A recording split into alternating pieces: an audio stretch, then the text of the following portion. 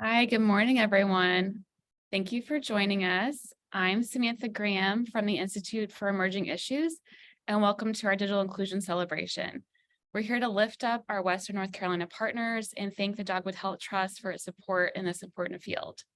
II's BNNC program has been working with the councils of government in Western North Carolina over the past year to develop digital inclusion plans, and we're excited to hear from them this morning, as well as from our partners at the Dogwood Health Trust, the National Digital Inclusion Alliance, and the North Carolina Department of Information Technology. However, I'd first like to introduce II's new permanent director, Sara Langer-Hall, for a welcome.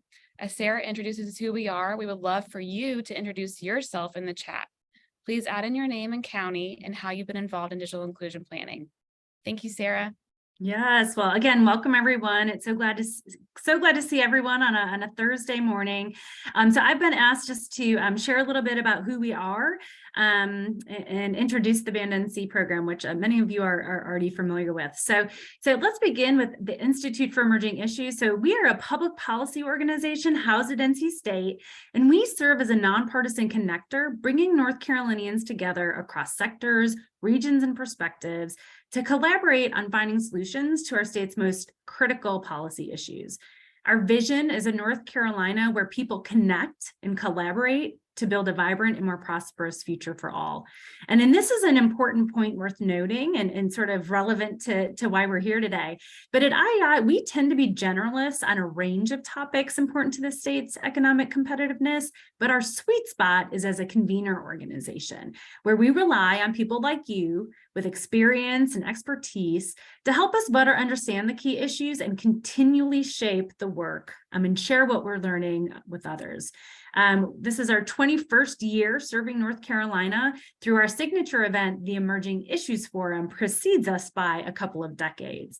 And so here are just since 1986 was when we held our first forum on the topic of how to remain competitive in an increasingly global economy. And since then, we've covered topics ranging from health and education, economic and environmental issues, and some of our most recent forums have been relevant to education and workforce issues. In fact, our upcoming Emerging Issues Forum is on the topic of increasing workforce, the labor force in North Carolina by centering the needs of the workers themselves, which is really inspired by our NC State Commerce Strategic Plan. So what can we be doing today to remove some barriers for underrepresented workers to be able to either join the workforce, connect to a good job, or engage and grow?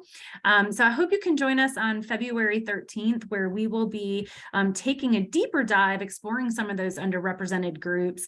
There's many we could have talked about. These aren't the only ones, but these are just 5 groups we've again wanted to take a deep dive on.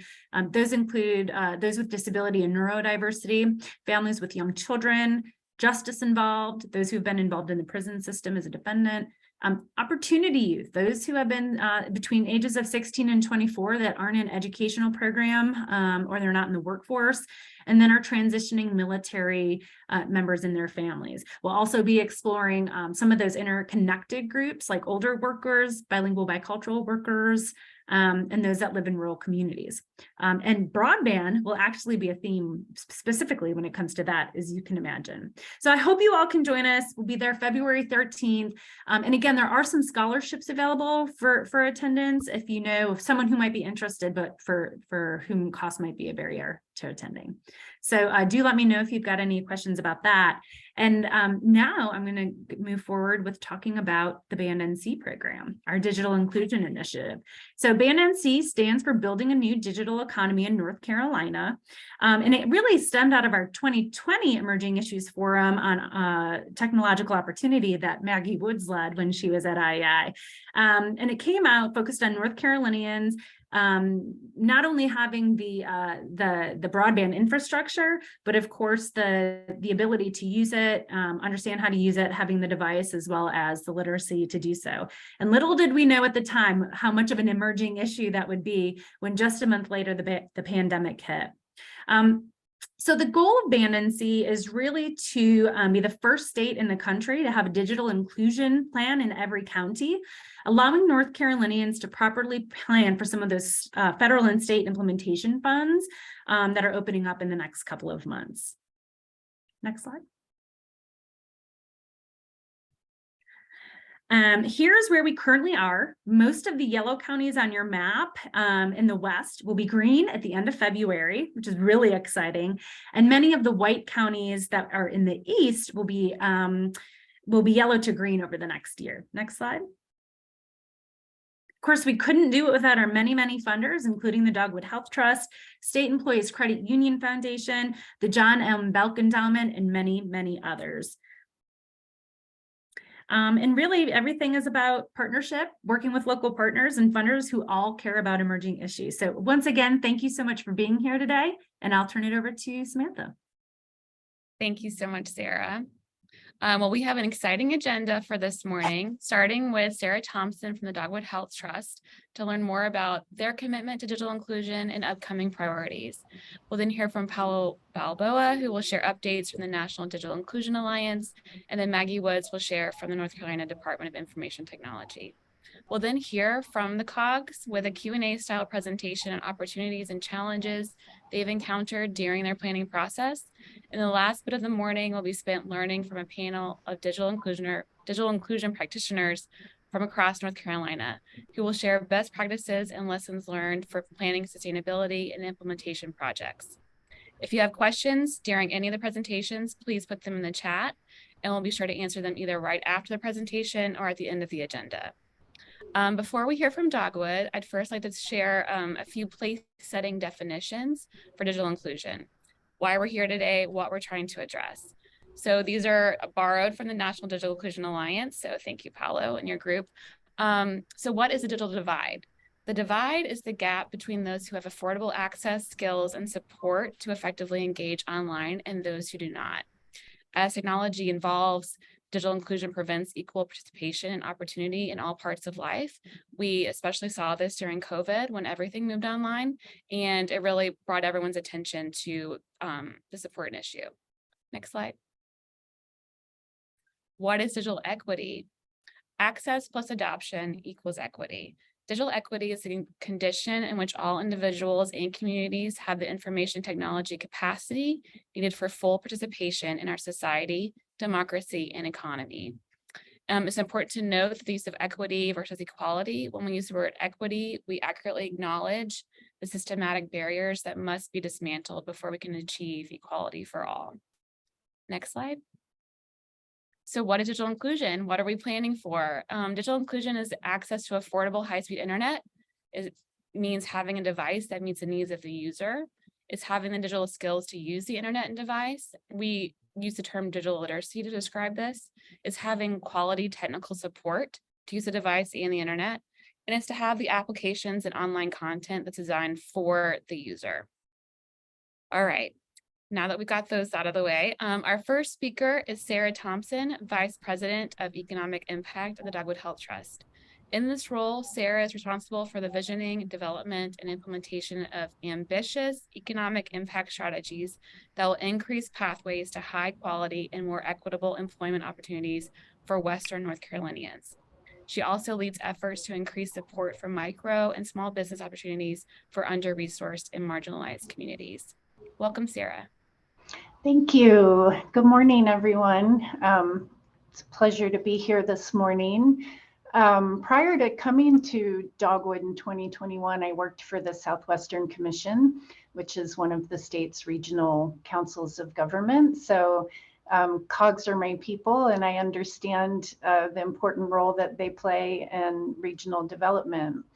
As COGS coordinate community and economic development efforts with the local governments they serve, we started to realize many years ago now that broadband or lack thereof was going to pose major problems for our communities that weren't connected.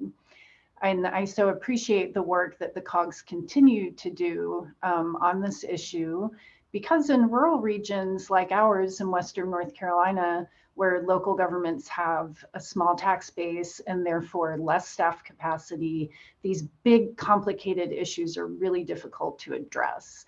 So thank you, COGS, for helping your communities coordinate, plan, learn, and move this issue forward year after year.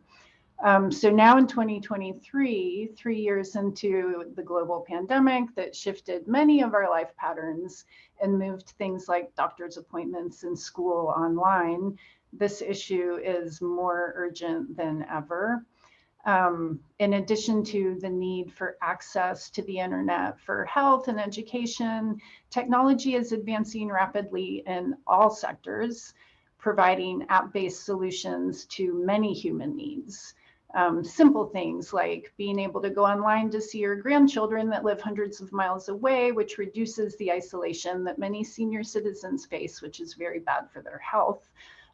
For the entrepreneur, there are a multitude of apps and technical assistance that can be accessed online, making small business ownership and income possible and accessible for more and more people in an era when the ability to create one's own job or earn supplemental income is essential. The need for broadband intersects with everything the Dogwood Health Trust is focused on, all of the social determinants of health. The social determinants of health are all of the things outside of the care that you receive at your doctor's office that contribute to your overall health. So because you have stable housing, you're able to hold down a job. Because you have a job, you're able to earn and support yourself and your family. Because you have housing and employment, you seek healthcare when you're sick, and your children have the stability and nutrition at home that allows them to thrive at school. And when any of these conditions are out of balance in a person's life, the individual and the family suffer. So our Dogwood's 4 strategic priority areas are education, housing, health and wellness, and economic opportunity. And there are technology applications and innovative solutions for all of today's problems and opportunities. And the sophistication of these technologies will only continue to increase and evolve. So without affordable broadband, the knowledge of how to use it and the devices on which to access it, people and communities will experience poor economic, education, and health outcomes. And the people and communities in Western North Carolina will fall behind in our nation's progress if we don't continue to work towards solutions to this issue. So we were, as you can imagine, very happy to support IEI's efforts to create these digital inclusion plans in all of the 18 counties that Dogwood serves. And we're really excited to see the creative projects that are implemented upon creation or completion of the plans. Outside of this grant that we made to IEI, we've also made a handful of smaller grants for things such as device refurbishment and distribution to low-income families. There was a telehealth project that we funded in collaboration with the Appalachian Regional Commission. We've assisted with some small Wi-Fi projects. And we have broadband grant opportunities currently listed in both cycles of funding this year. So if you want to access information about those cycles, you can find them on our website, dht.org, Dogwood Health Trust. And if you want to talk about what we can fund, just reach out to me. I'm happy to chat about it. I fully acknowledge that no one entity has all the solutions to this problem. And for us to better program our funding, I need to hear from you all. I need to hear about the creative solutions that are happening and learn about them. So please, let's continue to build this network of folks working on this issue. And again, thank you for including me today. Thank you, Sara. We have a few minutes now. If anyone has some questions for Sara, you can put them in the chat or raise your hand now. If something comes to you later, please put it in the chat. Kylie is monitoring that and we'll be sure to include it at the end.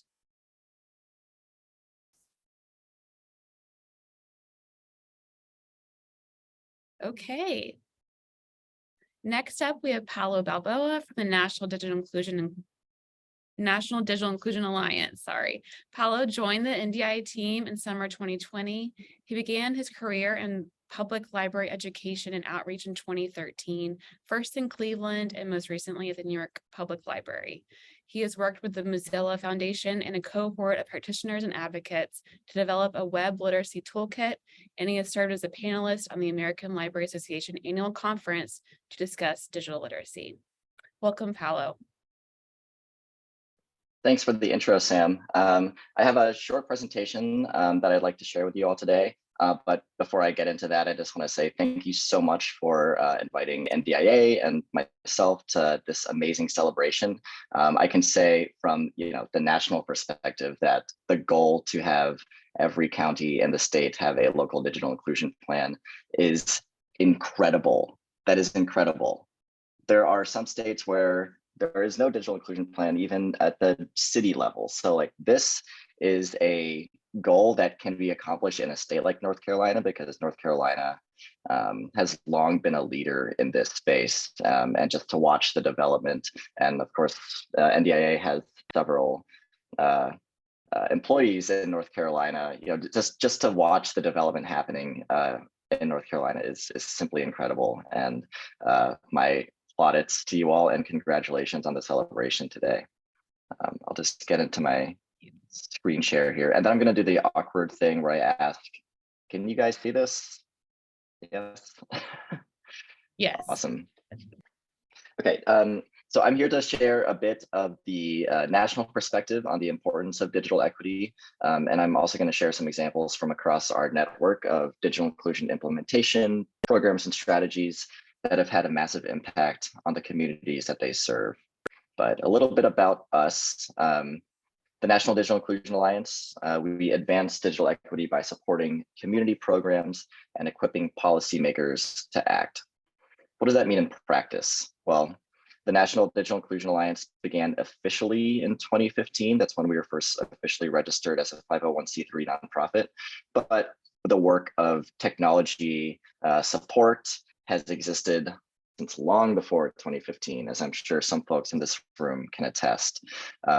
We really see ourselves as a convener for organizations like yours who are approaching digital inclusion and digital equity and supporting community programs for the folks that you serve, and also designing policies that will improve those programs and make those programs more sustainable.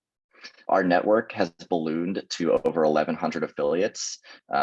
In Sam's intro to me, I joined in 2020. When I joined in 2020, well, 2.5 years ago, that number was 250 affiliates. We have, so whatever the math is on that, we've multiplied by 5+ in 2.5 years. And of course, I think that the COVID-19 pandemic really shone a light on the importance of digital equity in local communities.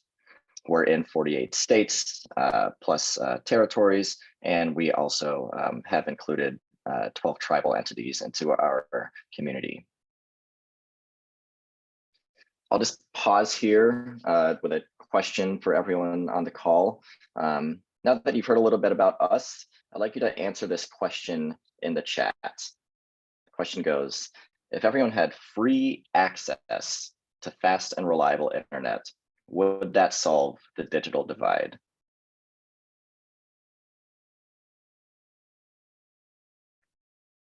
I'll just pause here, put your answers in the chat. I can see the chat, yes. Let's see here, okay. Okay, great, yes, awesome. Yeah, so this isn't meant to be like a gotcha question. I'll just say that in a former life, I was an instructor, so I'm used to comfortable silences. And yeah, but people, folks in the chat, you're nailing it on the head. So the short answer is no, but why?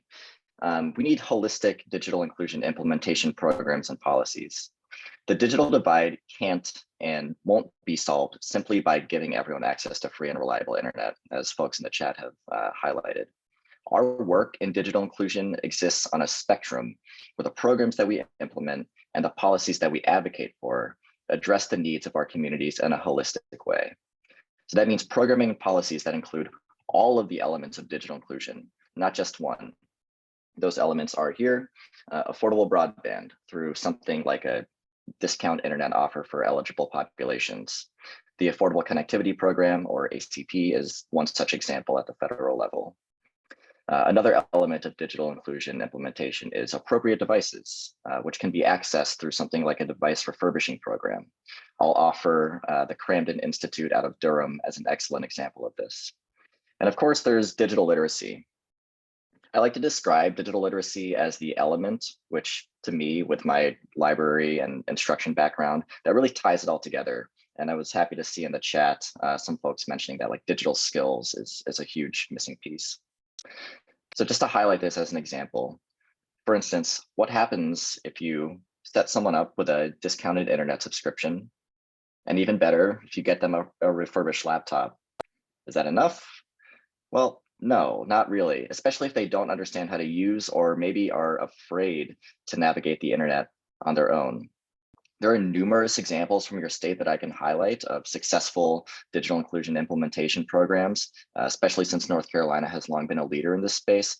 But just to spice things up, I'll share some examples from across the NDIA community. So one way to address digital inclusion locally is through programs. Who here, either raise your hand or say or indicate in the chat, who here has heard of digital navigators? Seeing some hand raises, seeing some nods. That's awesome.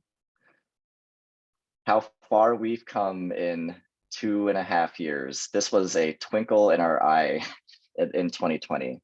So for folks who haven't heard of digital navigators, this is a model that was guided, the development for which was guided by our network of affiliates. So practitioners and advocates in this space who had been delivering programs.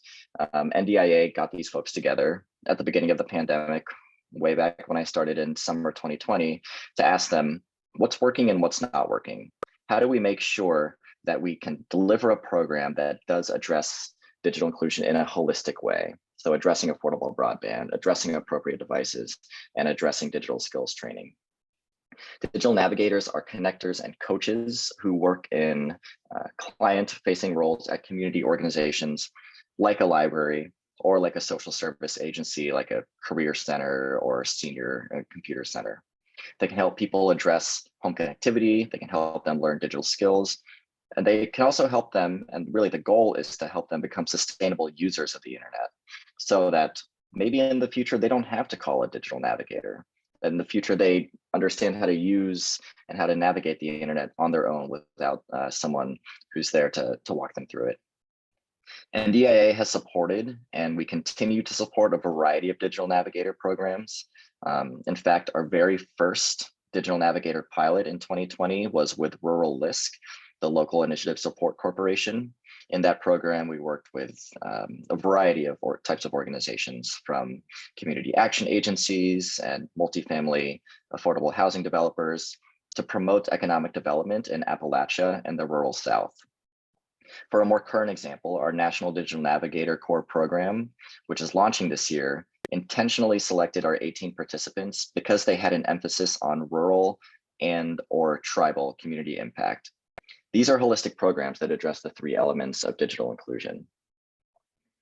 A specific example from our community comes from the Housing Authority of the City of Austin, which I'll be referring to as HACA from now on, dating back to 2014, which is a lifetime ago to me. It's pre-COVID even. I feel like the past 3 COVID years is a lifetime, but this is back in 2014. Predating NDIA officially. The Housing Authority of the City of Austin, HACA, partnered with a local nonprofit to create digital skills programming for residents of HACA properties. So for people who lived in the Housing Authority's properties. Over time, they learned an interesting trend began to emerge. Through these classes, they began to notice that the residents themselves, in other words, the attendees of these classes, began to take the lead on classroom instruction and resource development for the program. They were so excited about learning computer skills that they started to run with this on their own. And the HACA instructors were really just there to facilitate conversation, really, or to guide the conversation.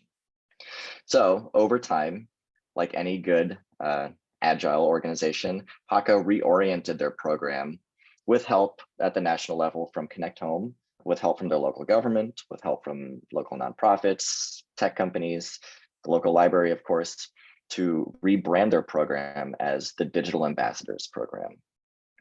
The goal was to improve residents' quality of life by connecting every Hakka household to digital education and workforce development opportunities through the built-in knowledge and the trust being most important in most digital inclusion programming, the trust of Hakka residents.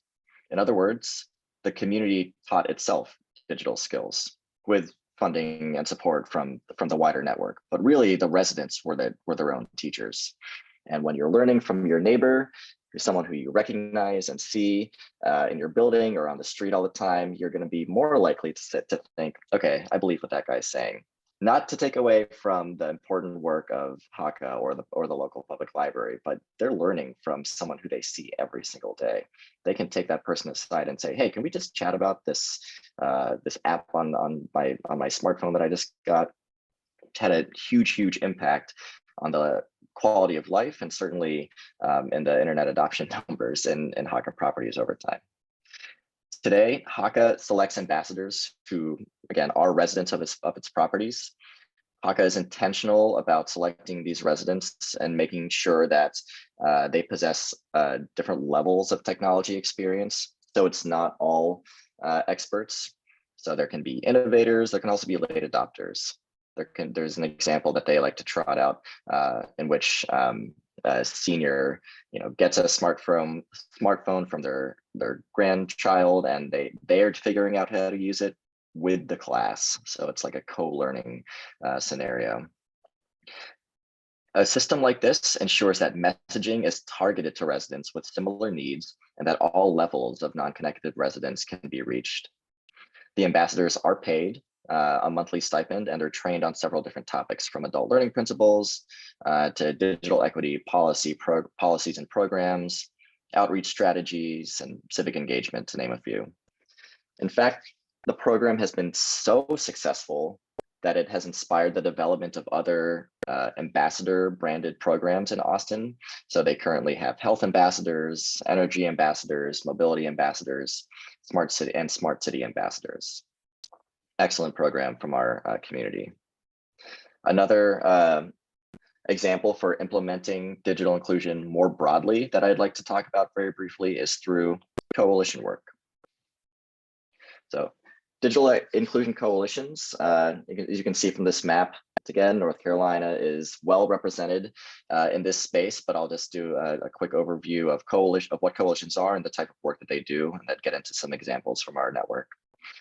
Coalitions are a collective of organizations that are shaped by the community to advocate for digital equity. They raise awareness about digital inequities and the impact that those inequities have on their communities. They raise funding for digital inclusion program, and they collaborate for digital inclusion programs, and they collaborate to distribute work amongst themselves to deliver programming and advocate for better policies. They are a collective of community organizations that share the common concern of digital inclusion. They're typically made up of some core organization types. So this can include libraries, education and/or research institutions, housing authorities, workforce development departments, whether that's part of the municipal government or an independent nonprofit organization. They can also include technology companies and social service and civic organizations, just to name a few of the types of organizations that typically make up a coalition. North Carolina, of course, has been leading coalitions work nationally, and in some cases, well before the influx of federal funding that we see in the Infrastructure Act. The Center for Digital Equity, hosted at Queen's University in Charlotte, is one such example, but I'll let Bruce describe his organization's work here later on. There's also the Digital Equity Collaborative, which is a statewide effort convened by the Broadband Infrastructure Office.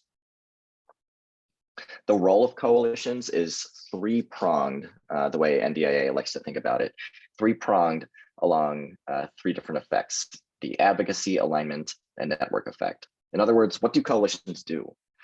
The advocacy effect affects community opinion by raising the awareness of digital inclusion locally.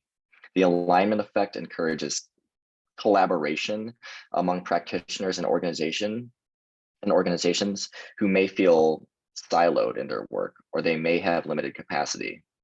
In other words, that one person at the local library, for instance, who is the only person they think who is thinking about digital inclusion, and they feel like they're working alone. A coalition provides them with that support network to learn from and understand that there is a larger community of practice for their work.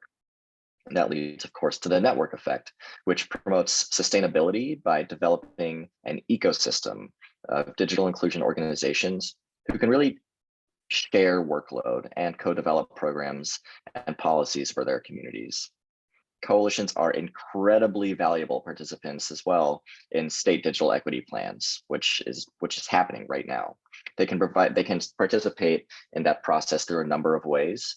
They can provide states with a wide-reaching network to reach covered populations, which are defined in the state in digital equity planning, and they can share their collective resources with the state. These resources can include things like mission and vision statements, which is a required component of state digital equity planning. They can include program strategies and successes, and coalitions can also be active participants in tool development like digital equity survey designs, which will capture barriers to adoption across the state, and also community asset mapping, which I'll highlight in an example coming up. Once again, North Carolina coalitions at the local, regional, and state level are influential and very effective at embodying each of these principles. But I'll share an example of coalition work from elsewhere to talk about an example of a coalition that has had a huge impact on its community.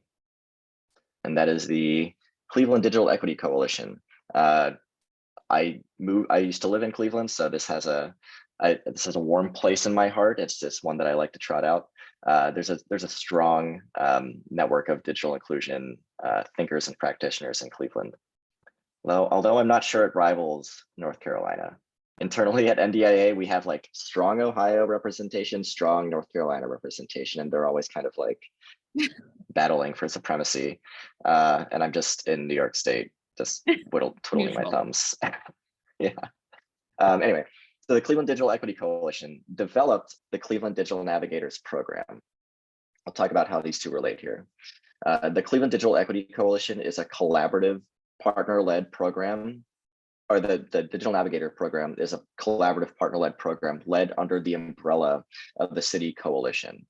So members of the Digital Navigator program include these typical actors: the city and county library systems, the City Housing Authority, a local nonprofit that works with seniors and houses a computer center. They work with their local device refurbisher, and the city network of community development corporations, among many, many, many others. I think at last count, the coalition counted 70 plus different types, or 70 plus members of its coalition. So in this example, I'm highlighting a proven program that I know I've already talked about, and that most of you have indicated that you already know about already, Digital Navigators. But in this case, it was adapted and co-designed and co-delivered by the City Digital Equity Coalition. This is an example of the expansive work coalitions can accomplish when they share a vision and can share resources. This strong backbone of like-minded organizations that work towards shared goals really is the foundation of the Cleveland Digital Equity Coalition. And this Digital Navigator program is their first sort of output of them working together. The Digital Navigator work adapted from the NDIA model. So of course it addresses broadband, devices, digital skills, all of those elements. So in practice, their work includes, the work of the partners includes signing people up for ACP. They can connect people with refurbished devices, or they can direct people to existing digital skills programming at a place like the local library. It's all going to depend on what the community members' need is. To build a framework for navigators to understand where they should direct residents, the coalition needed to do some community asset mapping, which I mentioned in a slide before. This process of community asset mapping involved identifying existing programs, public computer centers, and internet service providers that service the Cleveland area, as well as documenting any low-cost offers if those providers have them. The coalition even went above and beyond to include resources specific to certain populations. For instance, on their website, which I'll share here in a second, they link out to the Goodwill Community Foundation's Learn Free tool, which includes multilingual digital literacy resources. The coalition on their website also includes a section of their site that holds resources that are specifically for older adult learners. So connecting them with city and county departments of aging and that senior center that I mentioned before. All of this work around asset mapping resulted in the creation of the Digital Navigator website for Cleveland, which really acts as a user-friendly portal for all of the information they gather. So in other words, this practice of community asset mapping, which functionally looks like a spreadsheet for them, was put together into a nice public-facing, easily accessible portal that anyone can use and access. So I'm nearing the end of my presentation. I think I'm on time. And I know I've highlighted a lot of examples right now for which you may be thinking might be useful to have some links for all of this stuff that Paolo is describing. So hopefully, oh boy, sorry for the text block. I swear that those are all individual links. I can also follow up with folks from Band to have these links sent out individually. But these are just some resources that highlight, that complement the examples that I've highlighted. You'll find in there the State Digital Equity Plan Toolkit, which includes several useful templates for local digital inclusion planning. There's also a link to the Digital Navigator page. There's a link to our Coalition Guidebook. Just a quick plug for the Coalition Guidebook. We are hosting a webinar on February 13th. For the larger NDIA community to learn about coalitions. And then there's also specific links for each of those programs that I described. The last link that you'll see in the chat is a link to join our community. We'd love for you to join if you haven't already. There are 3 ways for you to join. You can become an affiliate or a friend, depending on your organization type. The cool thing is that both are free. So you get access to our newsletter, our listserv, and our community calls, which is really where a lot of this conversation is currently happening. Myself and my colleagues at NDIA are always looking to pinpoint trends or develop resources based on what our community is talking about and what the current needs are. So if you want to stay up to date with what's going on, either locally or nationally, I invite you to join. So I think that is it. Yeah. Thank you so much, Paolo. And we will include all those links in our follow-up. So Karen Sanders has a question for you. Can you briefly talk about how much of a stipend are paid to the digital navigators in Austin? Yes, so it's in that link here. I don't know off the top of my head, but I think it includes their housing costs. Like their housing costs are effectively paid for, and then some, to include a bit of their labor. But I don't want to answer off the top of my head since I'm not sure of the number. But it's the link that starts with the HUD exchange a little higher up. Sorry, I don't have that specific. Okay, we'll include that in our follow-up. Nicholas Stewart, do you have a question?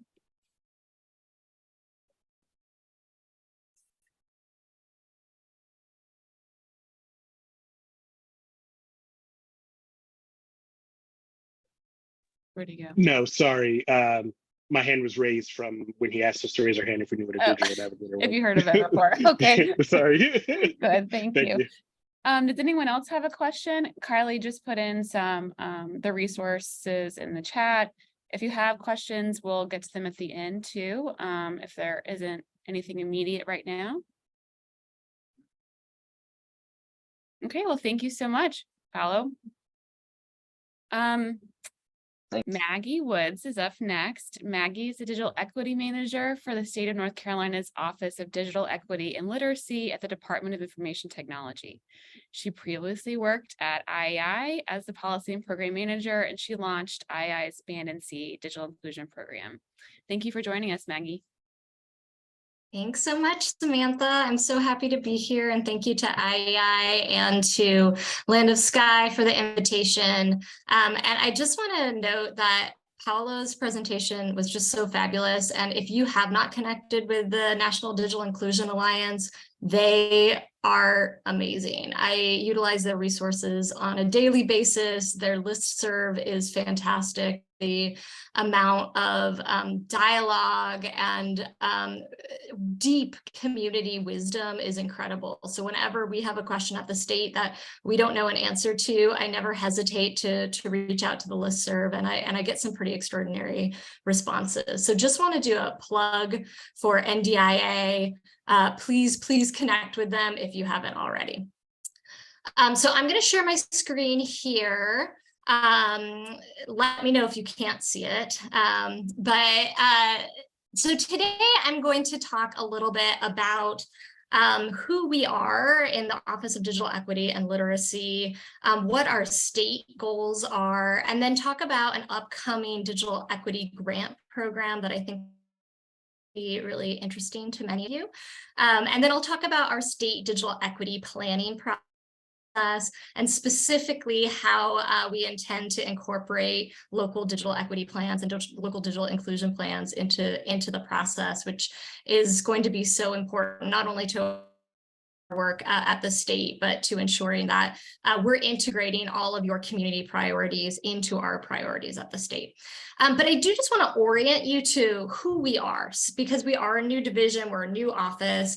So we are a part of the Department of Information Technology, which is a cabinet level agency. And we're in the brand new division called the Division on Broadband and Digital Equity.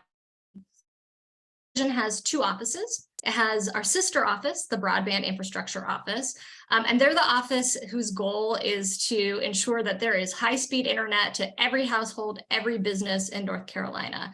You have likely engaged with them in some capacity previously. Our office is brand new, the Office of Digital Equity and Literacy, and we are focused on all of those other elements of the digital divide that I think Samantha and Paolo did such a good job talking about. And I have to say my heart swelled when Paolo asked about, if we had affordable high-speed internet for everyone, would this solve the digital divide? And there was a resounding no. Just even a couple years ago, that was not the answer we were receiving. And depending on who you talk to, you still might not receive that answer.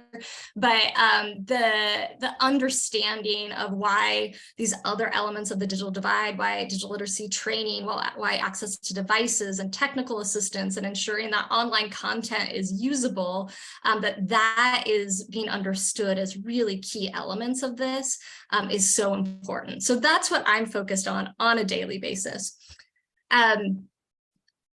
Wanted to share this. I know many of you have seen this before, but wanted to share what our state goals are when it comes to closing the digital divide. So in terms of ensuring that households have broadband internet, currently it's about 95.5% of households. That's in quotations. We know this number is incorrect. And if you've been following this field, you know that number is incorrect. The numbers are improving, however, but regardless of how they are tracked, we want to ensure that by 2025, 98% of households have access to high-speed internet. In terms of adoption or internet subscription, currently North Carolina is at about 73% of households that are actually subscribing to the internet. And that seems high, but if you flip it, right, that's more than 25% of households that actually are not subscribing to the internet for various reasons. We want to increase that number to 80% by 2025. But of course, this looks different depending on who you are, right? So we know that households with children, broadband internet subscriptions is at 81%. We want to reach that goal to 100% by 2025. And that depending on who you are and where you live, your adoption rate might look differently. So across all racial subgroups, we want to reach that full 80%. We know that Native American households have the lowest percentage of adoption or subscription rates, followed by Black, Latinx, and then white households. So how do we get here? Well, we do have significant funding that is available through the American Rescue Plan Act, so ARPA funds. So our sister office, the Broadband Infrastructure Office, is working with almost $1 billion to ensure that rollout of internet access. You may have heard about the GREAT Grant program. We have $350 million to support that program. I believe just over $200 million has been announced. We're also working on several other grant programs to reach that rollout. So the Completing Access to Broadband, Stopgap Solutions, Pole Replacement Fund, and then some funding for broadband mapping.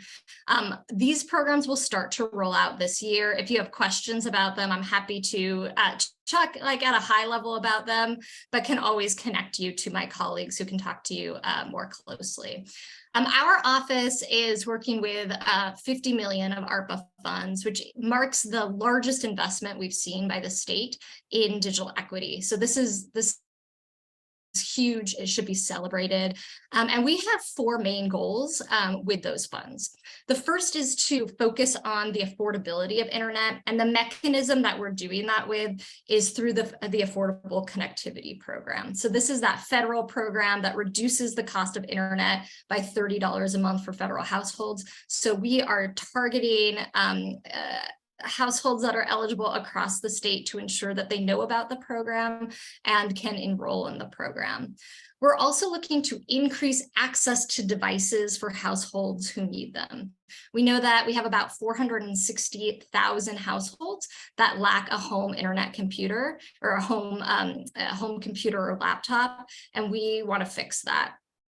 And then we are being really intentional about increasing access to high quality digital literacy and digital skills training. Some of that through digital navigation programs like Paolo mentioned, but ensuring that people have the skills not only to use a computer at a basic level, but to be able to move up the workforce pipeline with the digital skills that they need.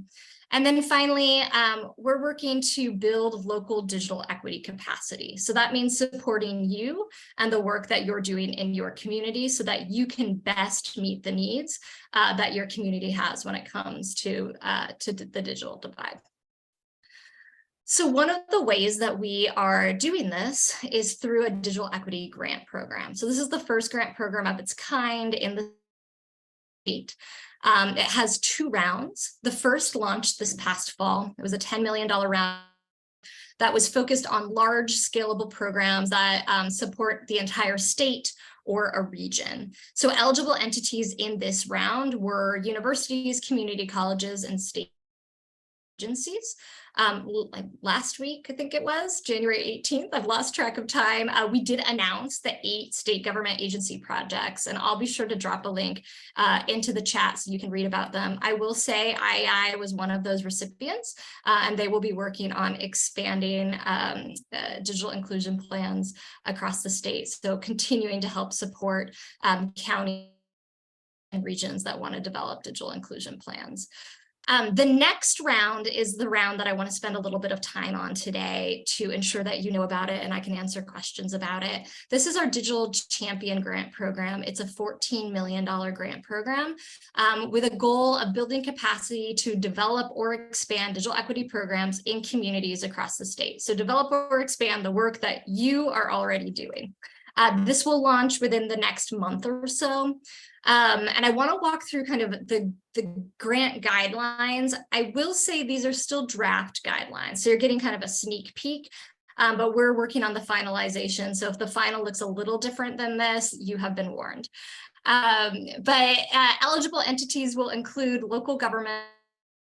So this is town, city, county governments, as well as local libraries, K-12 school systems, nonprofit organizations, higher education institutions, as well as regional entities. So this includes councils of government and the League of Municipalities, County Commissioner Association, those sorts of regional entities. You will apply within each category, so you won't be competing with another category. So COGS won't be competing with local governments within their region. We thought that was really important. As we started talking about this early on, we got feedback about the worry of that kind of competition. Applicants can apply up to $400,000 per county. So if you are a COG that has 5 counties, you could apply for up to $2 million. You don't have to apply with a large regional effort, though. You could apply on behalf of your county. If you're on here as a nonprofit, you could apply for a hyper-local grant as well, like focus very specifically on a part of your town or county. We do reserve the right to fund a portion of any grant application. We know that we have significant interest, and so we are trying to ensure geographic diversity of programs, diversity of who they're serving. So it is possible we would fund only part of an application. The funding term is for 3 years. The start date will be outlined once a contract is signed. So once that contract is signed, and the clock starts ticking, and you will have 3 years to implement the program. An application will be released this winter, like I said, and applicants will have 60 days to apply. I wanted to note grants can be used to implement digital inclusion plans. I know many of you are kind of on the cusp about to announce finishing your digital inclusion plan, and you may have a very specific project that you think would be a really good fit for this, or it might be several projects and a kind of an amalgamation of what is coming out of the plan. But we do encourage you to apply to support the implementation of the work that have put so much time and energy and stakeholder engagement into. So for this grant program, and this was the same for the one that we launched this past fall, projects must prioritize one or more of the following groups. And I'll say that these groups align really closely with who we are also prioritizing for our own digital equity planning process, which I'll talk about in a moment. So these are low-income households, so households that are at 150% of the federal poverty level or below, individuals who primarily reside in a rural area, aging residents, incarcerated individuals or those who are justice involved, veterans, individuals with disabilities, individuals with a language barrier, including individuals who are English language learners or who have low levels of literacy, and individuals who are members of a racial or ethnic minority group. Okay, so I'm gonna shift here for just a moment.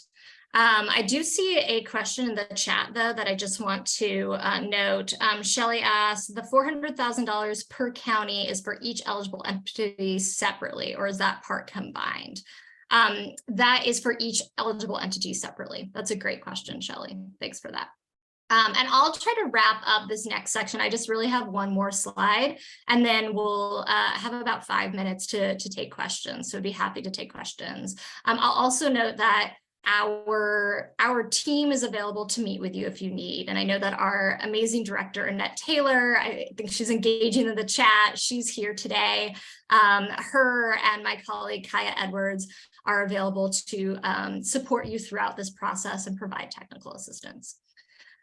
I lied. I have 3 more slides, but I will try to go through them quickly. I did just want to mention that the state is engaging in our own digital equity planning process. And thank you to NDIA. These are NDIA slides.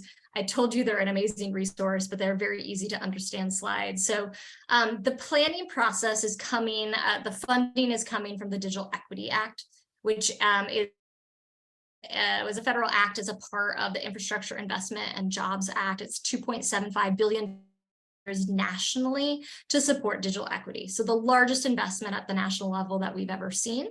And the first round of funding is to support planning efforts. So all 50 states and all US territories are currently embarked in digital equity planning. So we received $1.4 million from that 60 million total for the nationally. Once we finish our planning efforts, then we will have the ability to apply for the state capacity grant program, which will allow us to implement the digital equity plan. Once we have applied those funds, then a national competitive grant program will open up that will be open to all of you on the call to apply to. So that will be a national competitive program. So our goal from our office is to make as many North Carolina governments, nonprofits, education institutions competitive for that national competitive grant program. This is just a quick timeline. So the law, the Digital Equity Act, was passed just over a year ago. We had to apply to be able to pull down funds and develop the digital equity plan. We applied in early July. We found out in October that we did indeed receive the funds, and so our timeline started. And so we're well into the planning process. We have until the end of October to complete our digital equity plan. And then in spring 2024, we can apply for those capacity grants, those implementation funds at the state level. And then in fall 2024, that competitive round will open up that we'll make sure that everyone here knows about and can apply for. So what are we doing at the state to develop the state digital equity plan? Well, this is a year-long process. We have about 9 months to go.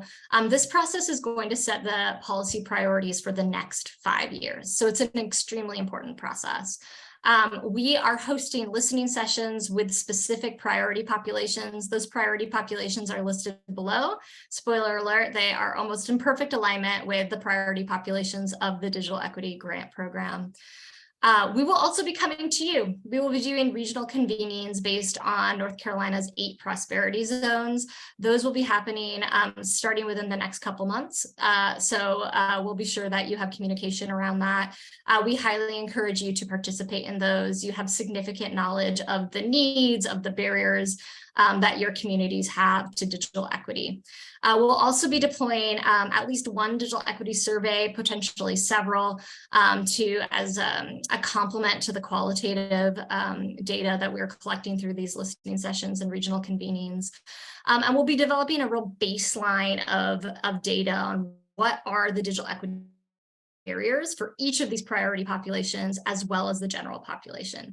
As a part of this data baseline, we are working with a researcher to develop profiles, so data profiles at the county level, but also at the regional level, to identify what are the key digital equity needs in each council of government region. So we are developing them for the 16 COG regions. They should be available within the next month or so, and we will make sure that you know that they're available and that you can use them as you talk to leaders in your community, as you talk to residents. One of the points of feedback that we've received is that not everyone gets it. Not everyone on this call would have raised their hand and said, no, we need digital skills, we need devices. And so being able to talk about it with data can be super helpful, particularly to local government. And so we are trying to meet that need that you've mentioned. We will also be developing an asset inventory. So we're working with a team of researchers to identify what are the digital equity assets in the state, which libraries have digital literacy programs, as well as other anchor institutions. Where can you find free or low cost devices? Where can you get technical support? We will definitely be tapping into some of your own asset inventories that you've had to do for your digital equity plans, your digital inclusion plans. And that brings me to what I have in bold here, that it is required for us to integrate local digital inclusion plans into the state plan. And so For some states, this is an easy proposition because there are no local digital inclusion plans, but you saw that map. North Carolina is a leader in coalition building around digital inclusion and digital equity. And many of you on the call have been deeply involved in planning processes at a local level. So the way this is going to work is we are going to be basically doing a literature review to understand what's in all of the plans that exist, so that it is incorporated into our state plan, so that as we set priorities for the next 5 years, your local priorities are incorporated. So you'll be hearing from us or from our partners hopefully very soon, within the next month or so, about next steps. I think we're also interested in draft plans. So many of you may not be quite complete, but we know that you've done a significant amount of work, and we want to make sure we're incorporating that as well. So I am at time. I was hoping to have a little bit more time for questions. You can always reach out to me or anyone in our office if you do have questions. But it's just been such a delight to be here today. And I thank you all so much for your time. Thank you, Maggie. And for everything you're doing. Do you want to go ahead and address Bill's question in the chat? Let me pull it up. Yes, Maggie, I understand that there is a lot of planning underway. However, the issue seems to be implementation. Will you walk us through an example of how you see grants being the catalyst for implementing plans? I know you need to be rather broad in your answer, but your thinking would be helpful. Yeah, I think so. There are many ways that these grants can help with implementation. The idea is that the work that you are doing on the ground, these plans shouldn't just be sitting on a website somewhere, right, for people to go to. Is that the idea is that this is making change on the ground. So my suggestion would be to carve out like, what are your top priorities coming out of the planning process? What does that look like? Who are the partners that need to be involved? So maybe that is deploying a device lending program within your county. So who needs to be a part of that? Is that something you run through the library? Is it something that's run through a local nonprofit? Is it something that the county can do? Or perhaps it's you need to ensure that there is somebody thinking about digital inclusion in your county and working to implement the plan they need to wake up every single day thinking about that. That is their job.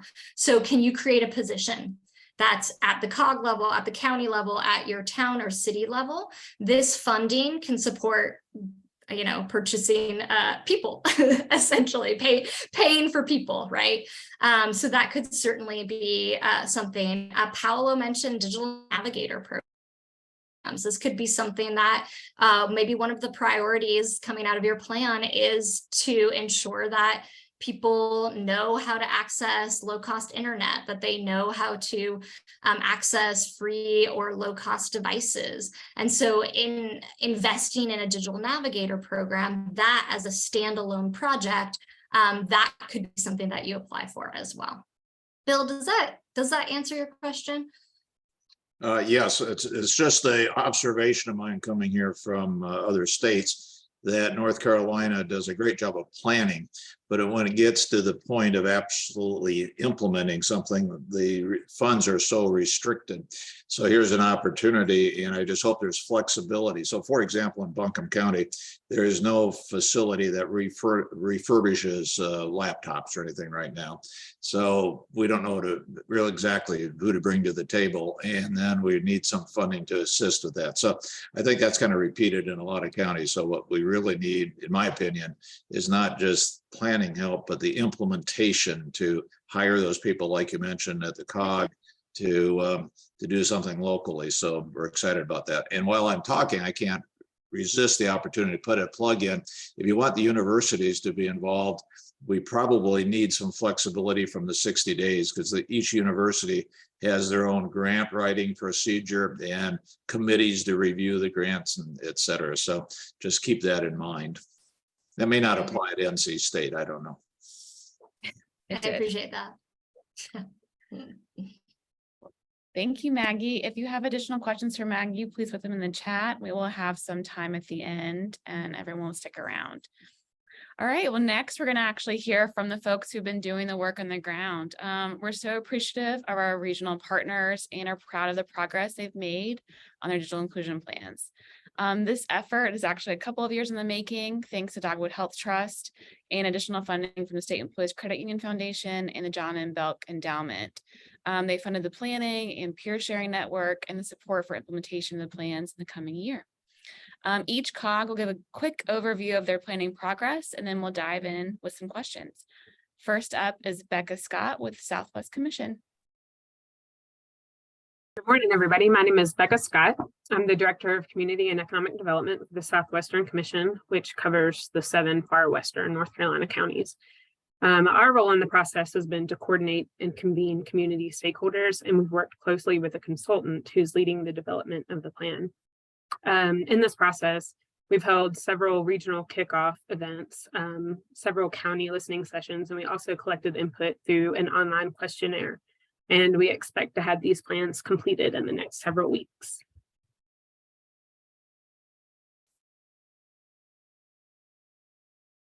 Thank you. Thank you, Becca. All right, next up, we have Allman from Foothills.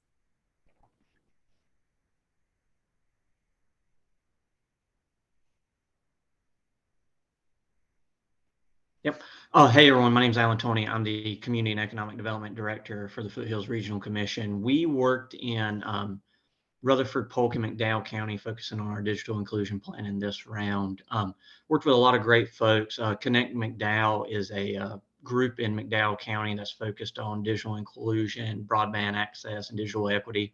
A lot of different stakeholders there, from Chamber of Commerce members to community college to just various members of community. We had the Kula, which is a Hispanic group, just a great community group that we got to work with, work closely with a lot of our library systems, community college. I'd like to focus on the Grahamtown team too. That's an African-American community in Rutherford County who gave a lot of great input for how to kind of achieve digital inclusion and equity in our region.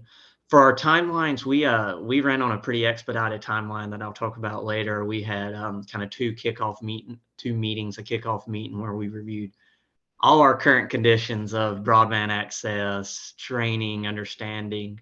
It was a good long meeting is what I'll say. And then we went to kind of our next steering committee meeting where we kind of hammered down our goals and objectives. Hey, what do we want to do with this plan? What's the goals for our county, for our communities? We're McDowell. We have one county that does have an adopted digital inclusion plan, and we're hoping to have Polk and Rutherford adopted in February, and then Cleveland later this year. Great, thank you, Alan.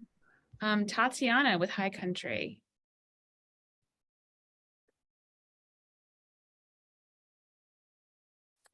Hi, everyone. My name is Tatiana. I'm here based in Boone, North Carolina. I'm a GIS tech and a regional planner with the High Country COG. So we're kind of in a unique position where our 7 counties are split between Dogwood Health Trust and SECU. So we cover Allegheny, Ashe, Avery, Mitchell, Watauga, Wilkes, and Yancey. So I kind of try to divide them by the color. And then in the next page, I've also got a map in case you're not familiar with the geographic area. But as a result of us having Dogwood and SECU counties, we also wanted to have 2 kickoff meetings just because of the larger geographic area. So we had one at the COG office and another one at Mayland Community College. And during those kickoff meetings, we had sort of an interactive mind mapping activity where all of the attendants were able to sort of speak with one another and write down on sort of a large poster board, essentially, of who else should be involved in the conversations. And as a result of that activity, after the kickoff meetings, I spent the past couple of months, honestly, traveling across the High Country and speaking one-on-one with the people listed on this slide. And that wasn't everyone either. I kind of reached out to other, like I spoke with Sherin, some people at Reconnecting Reentry in Asheville, and to sort of get a broader idea. But I just wanted to list people that were specific in the High Country region. I'm leading this effort along with Bill True at the High Country COG. We're currently in writing the planning process and then going to sort of tidy it all up into a nice looking plan to bring to county elected officials in the following month to look over the needs section and adjust it as needed, and hopefully get the plans formally adopted in mid-March. Thank you, Tatiana. Next, we have Duncan with Western Piedmont. All right, thank you. We basically have held several meetings with our partners. Of course, our county governments are the big partners here, but when we have held our stakeholder meetings, we've reached out to library systems, we've reached out to local nonprofit organizations. So we've cast a pretty wide net and who we're speaking with, just to make sure that we've got as much information as possible. Our plans right now, we have some 4 draft plans that are basically under review right now by each county, or will soon be under review by each county. And so we're gathering a little bit more input there so that we can bring them to the elected officials a little bit later on for their approval. So we're looking for these plans to be approved relatively soon. But, you know, we've had great stakeholder engagement, you know, lots of good ideas, lots of potential projects going forward, and, you know, lots of information that I think when we gathered everybody in the room from all the different counties around the region, you know, to hear different people talk about some of the different programs that they have been really beneficial, you know, not just for developing these plans, but for everybody in attendance. So we had different counties talking to each other and different entities talking to each other. And that process, I think, was really kind of enlightening for everyone. Great. Thank you, Duncan. And last but not least is Sara Nichols from Land of Sky. Hey, so I like to say our planning process in digital inclusion actually started when we started working in broadband, which was 2016. We had started with a big survey, and some of those survey questions included information about what people would use the internet for if they had it, or why they weren't subscribing, why they didn't have internet. That data kind of seeded for us this conversation on the front end that we had, and we don't ignore a number of unserved populations. They don't have the infrastructure in their community. It also helped us identify that there are other reasons people are not participating in having a connected lifestyle: affordability, knowing how to use the internet or its resources, having access to a device. So we kind of went through continuing to work in the infrastructure space, but calling this our broadband initiative. Our connectivity work brought us up to being in the Band NC's tech cohort. We went deeper into how to work in these populations. And we have a digital inclusion plan that we released in fall of 2021. We're currently working to update some of that because a lot has changed. But since starting this work, you can see some of our successes: $40 million in infrastructure funding, connecting 15,000 people, over $4 million in digital inclusion investment for a variety of different things. And our plan was a NATO award winner last year. Great. Thank you, Sara. All right, now we're going to kind of delve a little bit deeper into what the experience has really been like to do these plans. Becca, could you share a favorite story about your region's digital inclusion progress so far, either a new partnership that formed or a project you've learned about? Yeah, I would love to do that. First, I want to thank IEI for their work in this area and your support with this project. And also want to thank Dogwood for their support in this project as well. My favorite thing about this project so far has been the excitement and the interest behind it. We've been able to connect with a lot of different people from a lot of different organizations throughout the region who all have had really great ideas for how this work can be implemented, and several have already begun doing this work. For example, the Fontana Regional Library System partnered with local community senior centers to conduct digital literacy training, which included classes, phone consults, and even home visits. And this program was selected to receive the Outstanding Community Service Award from the Southeastern Association of Area Agencies on Aging. So that was a really early success that we saw in the region. This work touches every corner of our communities, and we continue to hear from churches, schools, libraries, community centers, local governments, cooperative extension, nonprofits, and so many other organizations. And everyone that we've had the opportunity to talk with sees the need that exists, but they also have good ideas for potential solutions. And I've really enjoyed being a part of that energy. Thank you, Becca. Alan, when we look at the components of digital inclusion, those 5 components talked about, the access, having the right device and digital navigator, which one's been the most challenging for your region to work towards?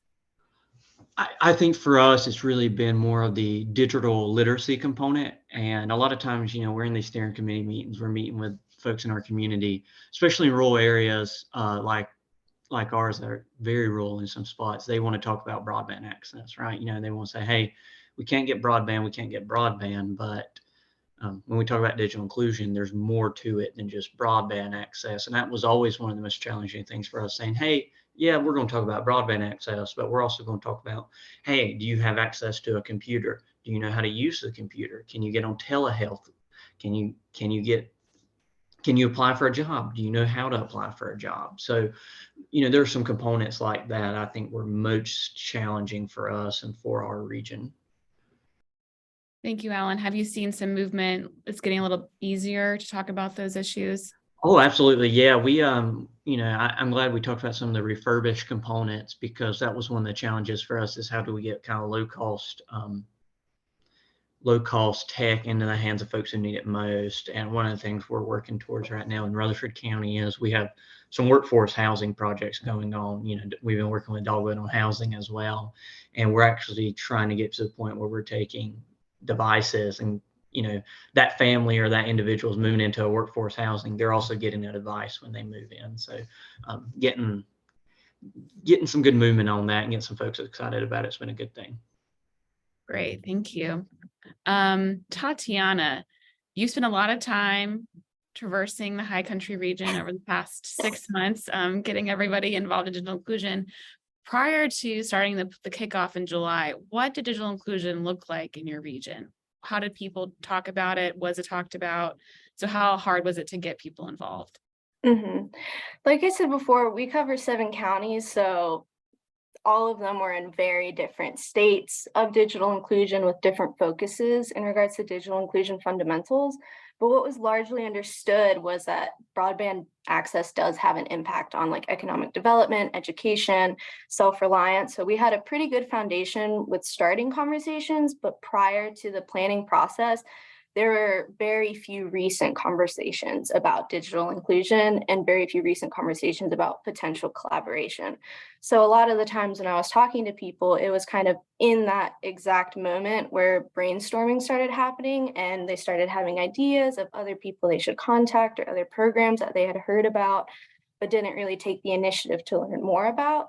So that was really interesting to have these conversations and feel like more stuff was brought to their attention of I actually got an email this morning about potential funding for a specific position that wasn't really considered that important prior to the conversation. But I also learned a lot about previous projects in different counties. I was actually really surprised, and I didn't know that Yancey County in 2009 actually had an internet connectivity and broadband service availability report. So they were boots on the ground, surveying their residents. And I had no idea that they were that sort of ahead of the game, because in 2009, the county knew that they had over-reporting issues. So they were sort of spearheading that movement in collaboration with Mitchell County as well. We learned that Watauga, the Immigrant Justice Coalition, got a micro grant from IIJA to conduct other surveys, specifically with Spanish-speaking households through Watauga County Public Schools. Avery County has been very involved in applying for grant funding for broadband infrastructure specifically, but now they're sort of having conversations about last mile issues. So people have been involved, which has been interesting. It's sort of now getting everyone to speak with each other and work together for this regional perspective. Thank you so much. That's really interesting to hear about ENC 2009. Yeah, Ahead of the I was game. surprised. Is anyone from ENC on? Put it in the chat if you are. It's really interesting. Duncan, which groups that you've been talking to have been the most excited about the planning process, and who has been a little bit harder to get involved? Well, yeah, we had just actually finished up a pretty big regional plan just prior to this one. So we had some new and some very fresh contacts at various organizations around the counties. But I would say, as far as most excited, I would say the libraries have really indicated that they're very much interested in this, and school systems as well. But also, we've had several nonprofit groups involved in the process. And I think here in the Hickory area and also in the Lenore area, that we've had some really good outreach and feedback from the local NAACP chapters. And I think that when it comes to our regional planning efforts, we want to make sure that we're as inclusive as possible. So having as many different nonprofit groups who may not have heard about the Western Piedmont Council of Governments before actually involved in the process is a big game changer for us. And I think, we probably touched on this earlier as far as the challenge is concerned. A lot of people tend to think that this is just an infrastructure issue. And I think kind of driving home the importance of understanding that poverty is of course, a key player in preventing access, and that there are other issues out there. And it's not just an infrastructure issue. And I just wanted to take a second to drop something into the chat here. It's a link for something that's called our Burke Quality of Life Explorer. It's a GIS tool that we've worked on over the years, because we were talking a little bit about the social impacts of health, or the social determinants of health. And I think Sara touched on that. And I think we talked a little bit about the tool in Cleveland, but this is a good example of a tool that we've had on the ground and running. I've been working on it for several years, that could be kind of adapted to what we're working on and what we're considering here. This just covers Burke County, but it covers many of the social determinants of health. And it's actually looking at different issues and accessibility and disease rates, even on a census tract level. So when we think about broadband accessibility, when we think about where people could go to get that access, something like this, I think, is something that could be leveraged for this overall effort, and maybe something to think about going forward. But I just wanted to drop that in there. It really kind of got me thinking about it was when Sara was talking initially about the social determinants of health. So yeah.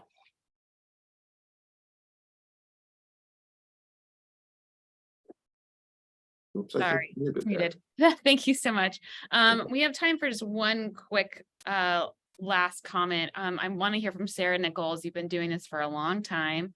And I just want to know, if you were to give a best practice to a region or a community just starting out in digital inclusion planning, what would you share? So first of all, COGS have planners. We have a broad reach of contacts. Sometimes we're generalists, just like I specified earlier. That's not a bad thing in this case, to not come in assuming that you know everything about this space, because when you start to dig into it, you're going to realize there's a lot of folks who've been doing this work that maybe did never call it digital inclusion. And maybe you'll realize quickly that that's not the best way for you to coin terms when you're trying to get this planning process off the ground, that leaving things a little more nebulous and then showcasing the work that is getting done could be a good first step. The state has an outstanding template for a digital inclusion plan. They have set you up for success. So I would look at that. I would try to reach out to other COGs who've done this. There's a few across the state. if you want to go nationally, you could do some Google searches. NDIA is a great resource that has been looking at these plans in other places. Do a review, see what resonates with you. And then internally with your team, do the template, like use it as a first filter on who are these people, what are these projects, where are these places, so that, and pull data initially. So that is something COGS are good at. We can start to pull data so that when you have your kickoff or your initial conversations with leadership, you've done a little bit preliminary work. You're not coming into it saying, you know, we thought this was a good idea, we got money to do it, we're moving forward. Like, showcase that there is maybe a need or a reason to focus on the space. Lastly, use us. You know, there's lots of resources in the state and across the country, folks who've been working in this space. We have something in common that we want to see people in North Carolina get connected. Feel free to call me. Maggie and her team is excellent. The IEI team is great. And we're great conveners and connectors of resources and people who it's probably not their first time doing this. Thank you, Sara. And we'll be sure to include the link to the templates you just referenced from NDIA, and we will include Duncan's link to the Burke County resources. That was really helpful, Duncan. All right, now we're going to move to our practitioner panel. We have Martha Allman from Forsyth County Digital Equity Committee, Jaime McDowell from Buncombe County Libraries, Bruce Clark for the Center for Digital Equity, and Kenny Sherin from Randolph County Extension. Thank you for joining us this morning. I'm going to just call on each of you, and I would want you to describe your organization's digital planning process and how you got involved in digital equity. First up, Martha.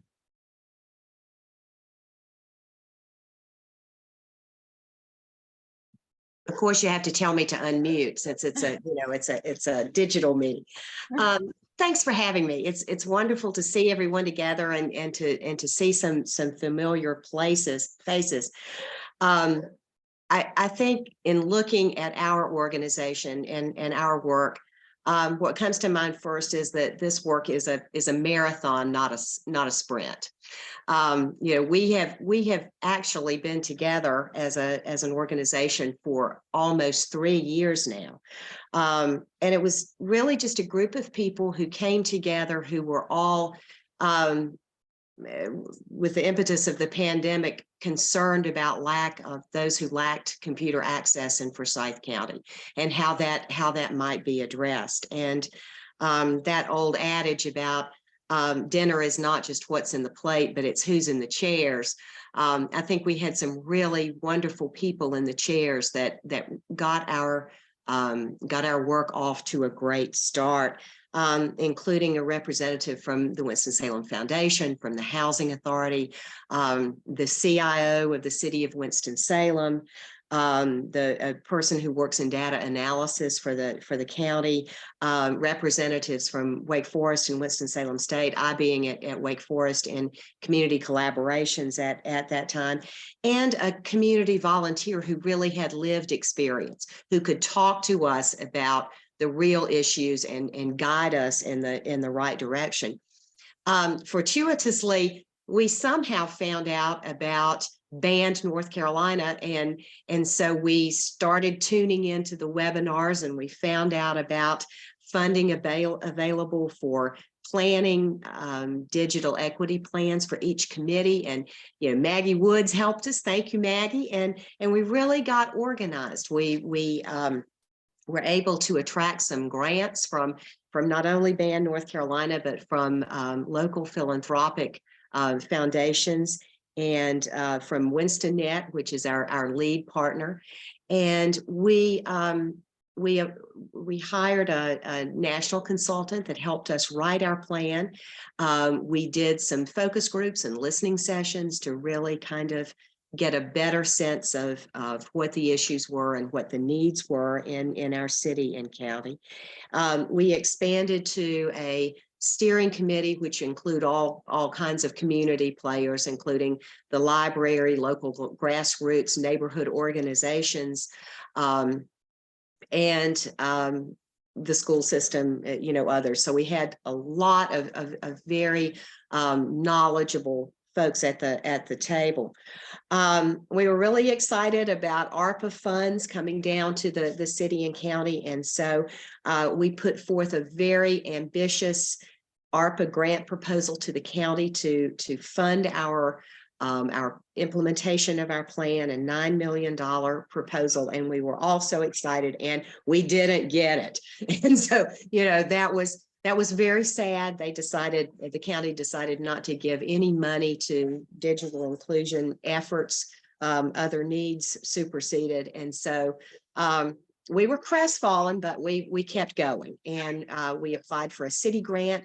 We began working on programs with WinstonNet. WinstonNet, as I said, is our lead agency, our fiscal agency. And we did some digital tech connect programs, one of which we partnered with the library to choose some young families that use the library computers a lot, to provide seminar training for them, internet security training for them, and to provide them with a device. We also did an interesting program that partnering with our local community college, Forsyth Technical School, a program that paired older adults with young people, the young people training them how to use computers, and everyone got a free device at the end, thanks to a gift from AT&T.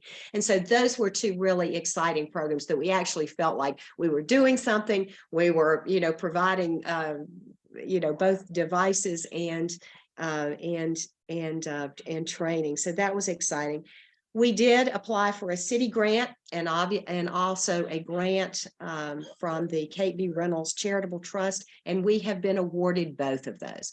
And so we have two very exciting pilot projects that we are now hiring managers for and really beginning to work on, one of which is through in our city recreation centers, building a CAM lab to teach young people how to do musical recording and engineering. And we have local music engineers and DJs and so forth that are coming in to train them.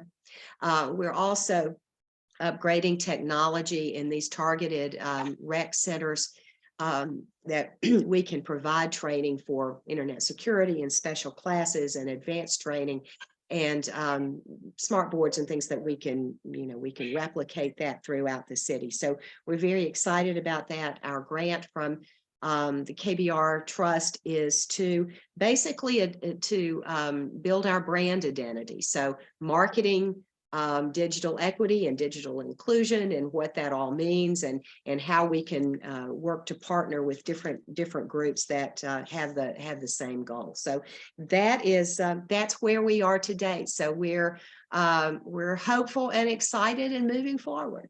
Thank you, Martha. And Martha will be around after this panel if you have specific questions on her experience in Forsyth County.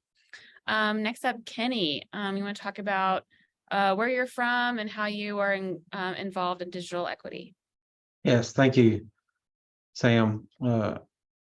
Much like Martha's beginning story is Maggie Woods was involved in that. Randolph County Cooperative Extension applied for the Band NC grant and was accepted. This was right at the beginning of the pandemic. We used our funds, found some other money, used our funds for the most immediate need, which was devices for kids who had to suddenly find themselves at home doing remote learning. So we started there. We distributed those computers that we're able to buy with those funds and used that as a launch point for the planning process.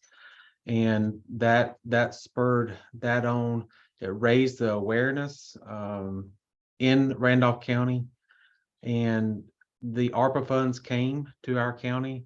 I put in for the Cooperative Extension to hire a digital literacy and skills extension agent. Extension has been around a long time. Extension, if you don't know, is part of the land grant university system. North Carolina A&T State University and NC State University. They're the outreach arm of those universities. There's a county office in every county in North Carolina and one for the Eastern Band of Cherokee. So we have the infrastructure on the ground to help do that. And back at the turn of the century, the onus on extension was to help modernize farming. There's a story about over in Hosky, North Carolina, where a young boy went to this training to learn how to increase the yields on corn. Well, that was the pressing issue then. How do we meet the world's food needs in our country and modernizing farming? Well, right in the center of this new technological advancement called internet connectivity and digital skills, we find ourselves again.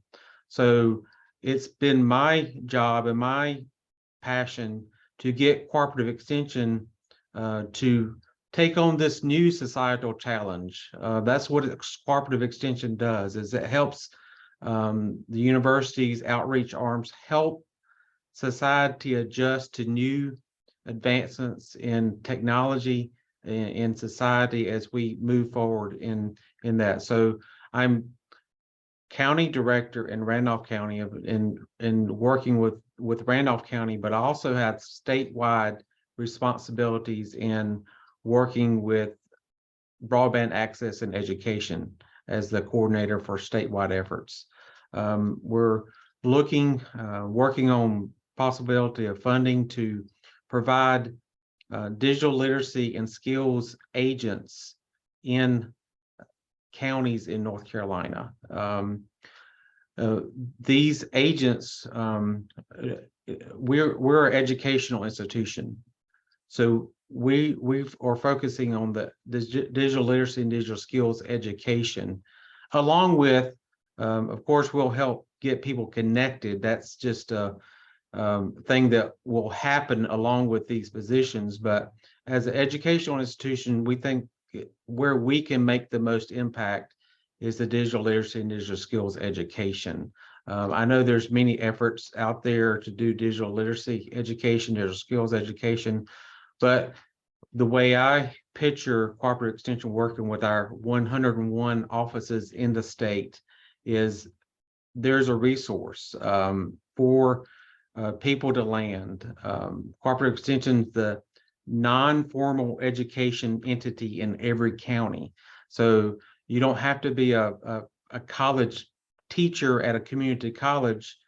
If your community is looking for a place for your educator to land, a system, talk to the Cooperative Extension County Director.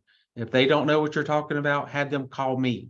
I find myself interpreting language a lot because this is a new field for Cooperative Extension. So I'm sort of a foreign language translator when it comes to the digital equity work in North Carolina. So that's sort of a summary and some of the things we're going, and I think we've got some more questions later. So I'll turn it back over to Sam. Thank you, Kenny. Jaime McDowell from Buncombe County. We'd like to hear from you. I just said where you're from, but if you could say what your job is and how you got involved in digital equity. Sure, yeah, hi. My name is Jaime and I am a librarian with the Buncombe County Public Library System. And I got involved in digital equity work with COVID. We shut our doors pretty rapidly. The schools in the community shut their doors pretty rapidly. And all of a sudden there was an immediate resource cutoff to our computers, to our internet access. And we were left wondering, what can we do? How can we serve the community? Grant opportunities started coming through pretty quickly. And I got connected with Sara Nichols over at Land of Sky to work on a grant that was being administered by the state library. When we met with Sara, we started thinking small. We were like, okay, let's get some hotspots, let's load them to students. And Sara really quickly was able to help us kind of develop this idea into a much bigger picture idea. So we ended up writing a grant and getting a grant to purchase laptops and hotspots for loan for 4-week periods to anyone in the community with a library card. Our buildings were closed at this time. Our buildings were closed for several months, and schools were closed at this time. But our schools do already operate on a one-to-one with computers, and so we wanted to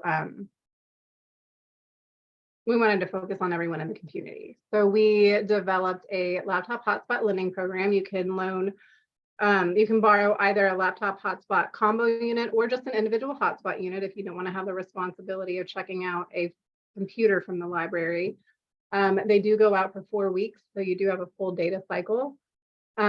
We got an initial grant to start this program up, and then we got a few more grants after that to increase our inventory supply because we found out pretty quickly we didn't have enough devices to meet demand for the program.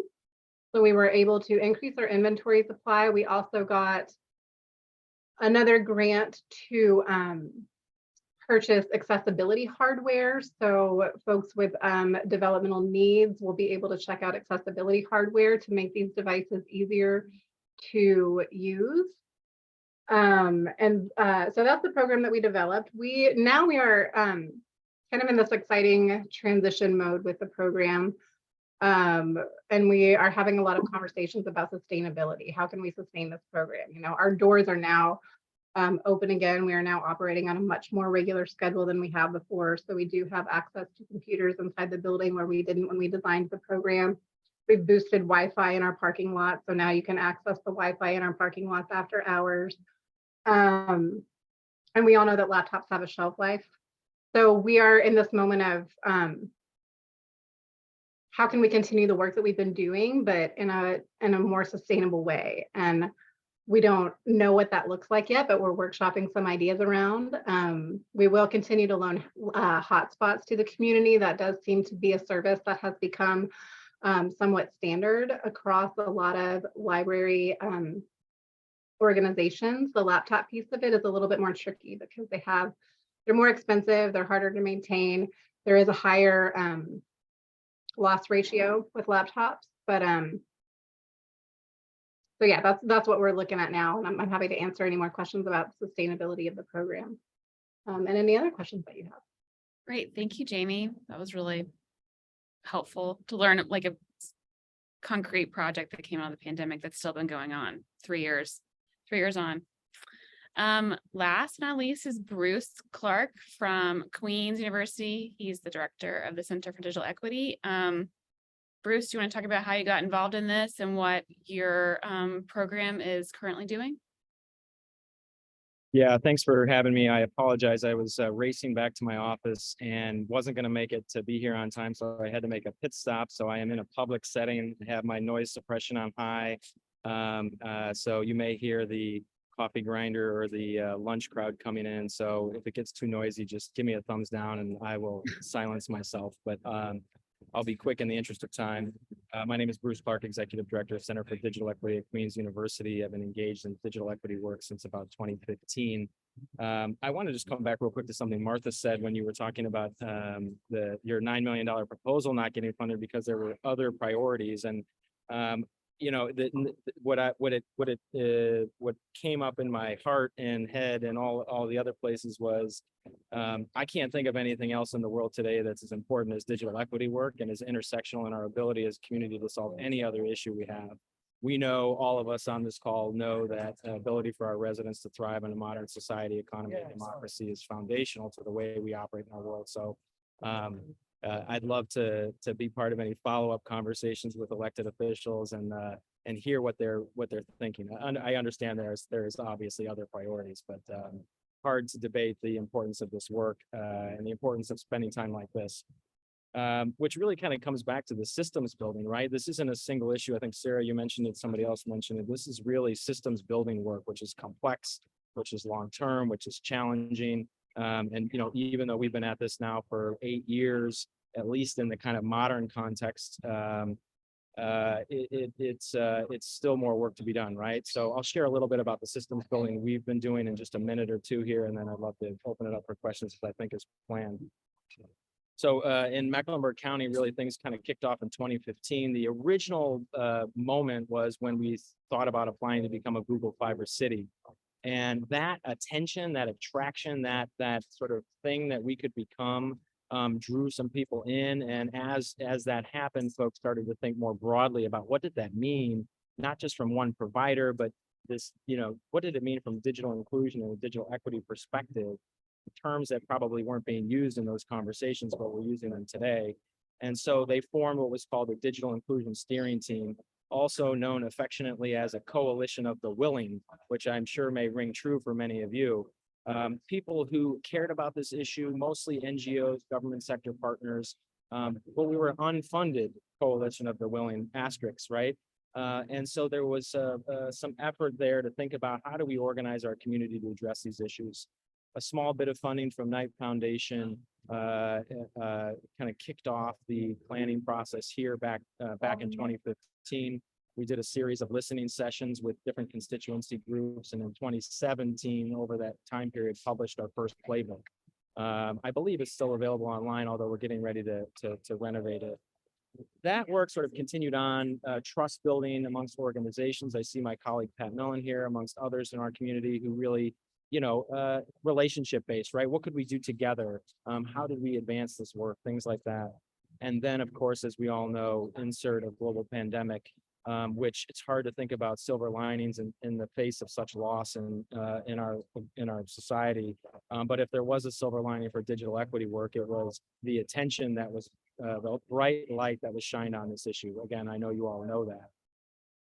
The bright light really was, to me, drawing folks, many of whom were already digital natives and who were not in the digital divide, to pay attention to this issue, who oftentimes held the key to the resources needed to address this issue.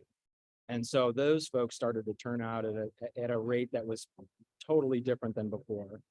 Conversations before were, yeah, we understand this is important. Yeah, we know this is important, but we got to focus on housing. We got to focus on food security. And you insert the pandemic and everyone feeling the pain of having, whether a slow connection or computer that didn't work or not having the skills to navigate in this environment.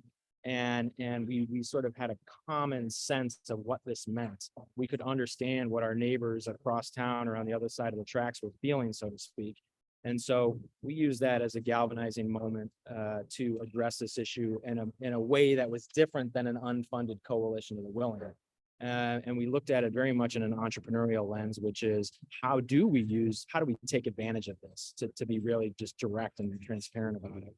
So we sort of pitched this idea of creating the Center for Digital Equity, which was really a blending of our community.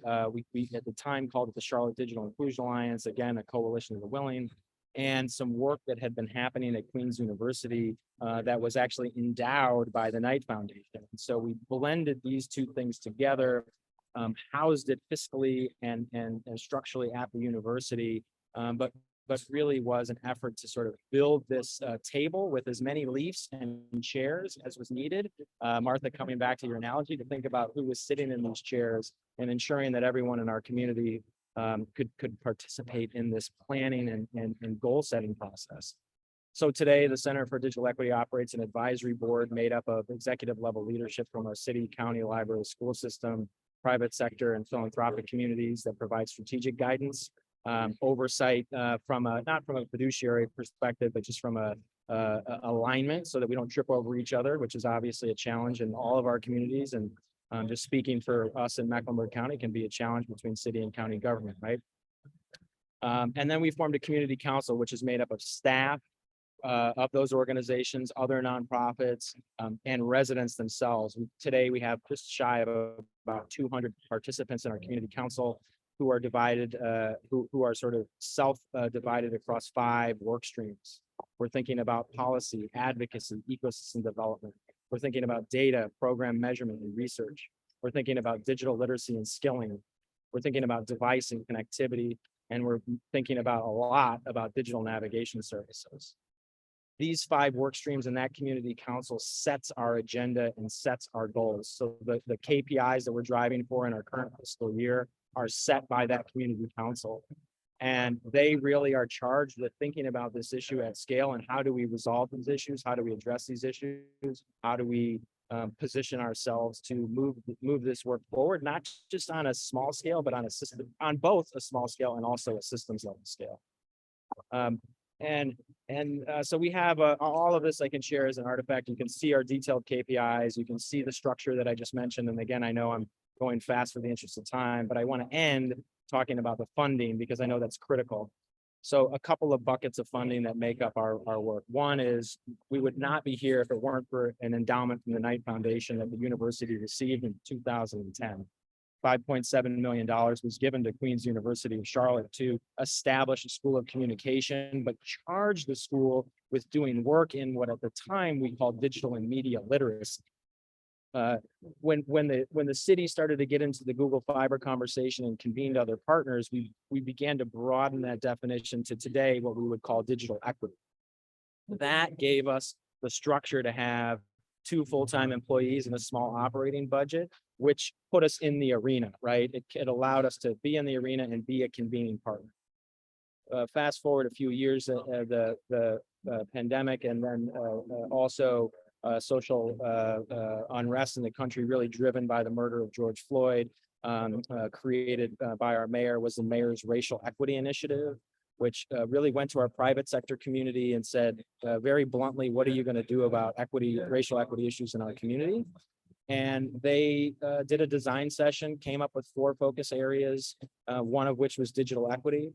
And over the last 2 years, we've been able to put together, although we still have about 18 million more to go, but we are raising $58 million campaign to address digital equity at scale. So we've got about 18 more million to go on the public sector side. All the rest has been raised.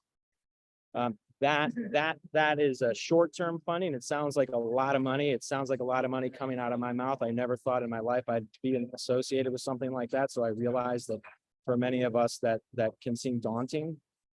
It also is only money that's to be spent over the next 4 years. And so we're pouring that into those ideas, into those strategies that are coming out of our community council structure. And so that sort of rounds out my as fast as I could go while leaving 9 minutes left for any questions, which I know isn't nearly enough time, but thank you for the opportunity to share a little bit.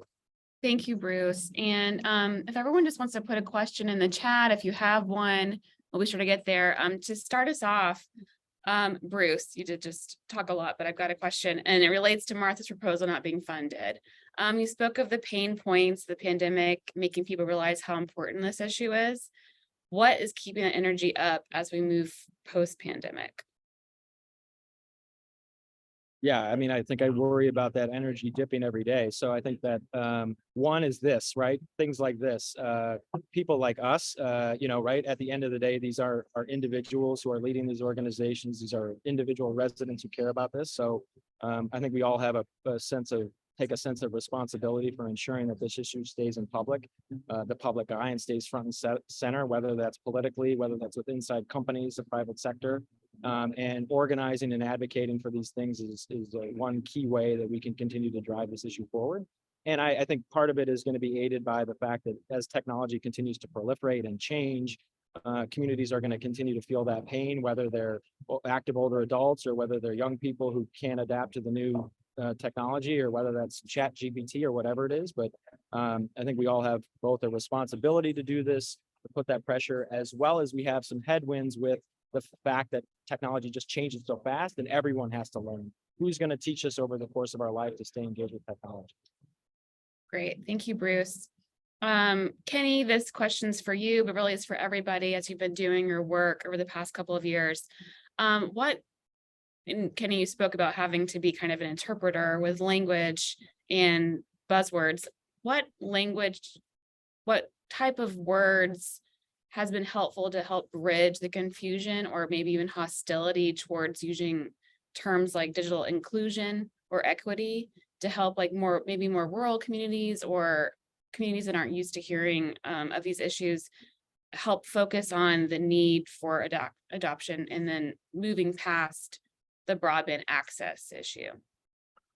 Right. Thank you, Sam.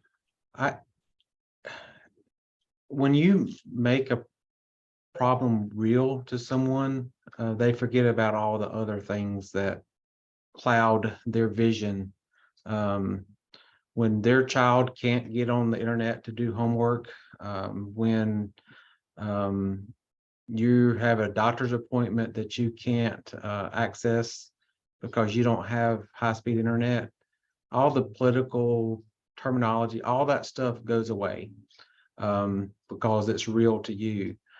If nothing else, the pandemic made it real to a lot more people than had thought about it previously. Here at Extension, we sort of coined a motto that we want people to be able to earn, learn, and be well using the digital resources that they have available.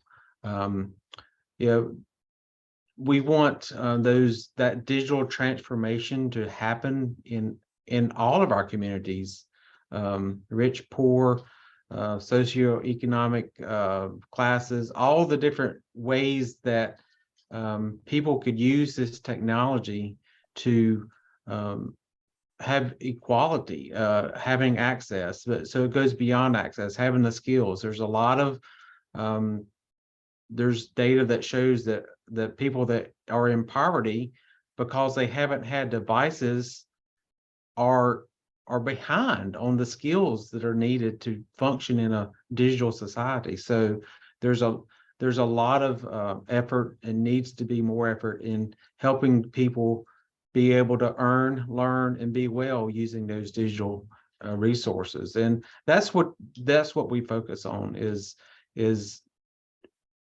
we're not doing anything beyond what our mission calls for, is helping society transition to the new norm, which is a digital transformation happening in our world. So that's sort of how I would address that. Others have other things to say. Thank you, Kenny. Bruce, Martha, Jaime, thoughts on the language that you use, especially Jaime, as you try to find more funding for your devices. And you said now the hotspots are kind of a performa. Every library system is giving out hotspots now. And before pandemic, it was not the case. But as far as it goes to devices, what sort of language are you looking to ask for to get that support? I mean, I think Kenny said it really well. I mean, you really have to just bring it back to the people again, and exactly what this work is doing, how this program specifically, like what it's doing. And so we like to collect a lot of anecdotes and share a lot of anecdotes. We have a lot of folks that have come back to us who have talked about how they've used our devices for job searching and then applying for a job, and then they get the job, and then now they're using the devices to do the job.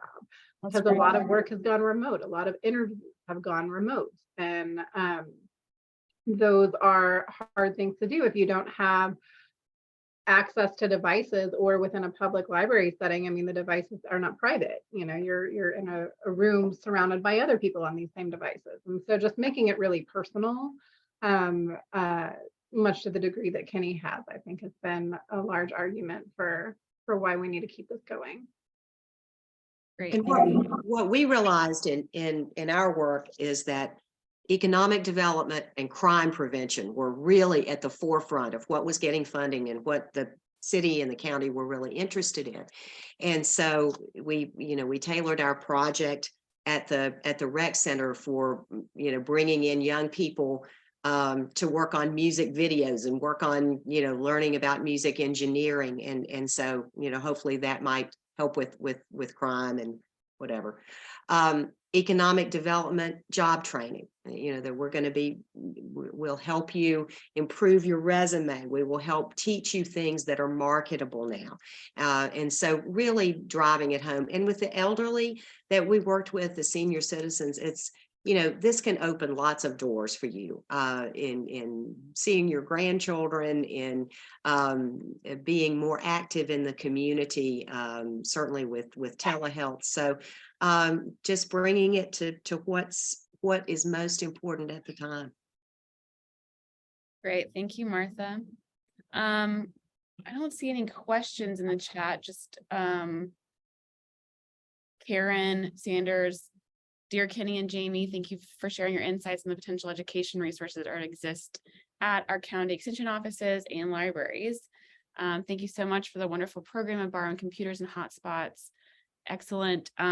Never thought that the place that offered Master Gardener programs could possibly offer digital training programs. We'll be sure to include all the links in our follow-up email, and there will be some IDA that will be resources for individual assistance. Pat said, Jaime, you're right. We spend a lot of time talking about how detrimental digital inequity is. Some leaders want to hear about how beneficial and transformational access will be for folks. Having those anecdotes is a great idea. Yeah, there's a lot of positive stories that have come out. The silver lining, like Bruce talked about, for the pandemic. There's been especially when you tie them to economics or economic mobility, because typically the people who are the most against or prioritizing lower would probably be more compelled by an economic statement. And you can get that in healthcare, you can get that in economic development just by looking at some of the examples that were shared today. Absolutely. Well, we are at time now. I want to thank you all for attending, and we will be sure to get all those resources out in our follow-up email. Let us know if you have any questions. We hope you had a interesting and fun morning. We're so proud of our partners in West North Carolina who've been working very hard on these plans, and we're proud of our state. Like Paolo showed, North Carolina is leading the way, and it's all thanks to you guys. So thank you very much. We'll talk to you later.